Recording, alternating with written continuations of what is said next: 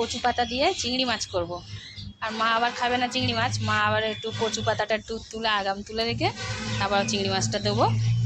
এই যে মা সব কাটাকুটি করছে, চিংড়ি মাছ কাটা হয়ে গেছে, পুঁটি বড় মাছটা কাটছে, এর কচু পাতা এগুলো সব কাটবে।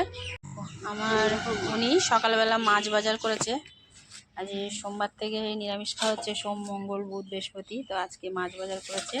গেছিলো একটু ইলিশ মাছ আনতে, মানে আমি বলেছিলাম একটু ইলিশ মাছ আনতে, তো ইলিশ মাছ পাইনি, চিংড়ি মাছ এনেছে। আর কি এনেছে? পুঁটি মাছ। পুঁটি মাছ ঢালো এক পাশে, পুঁটি মাছ, পুঁটি মাছ আর কি মোরলা মাছ একসঙ্গে, হ্যাঁ, বড় বড় মোরলা মাছ, হ্যাঁ। বড় বড় মোরলা মাছ, বাহ খুব সুন্দর মাছ।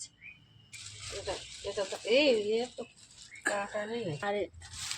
আর এনেছে পমফ্রেট মাছ, এটা কালকে এনেছিল, কালকে নিরামিষ খেয়েছি বলে ওইভাবে ছিল ফ্রিজে, রান্না করিনি। তো এই হলো আজকে মাছ বাজার।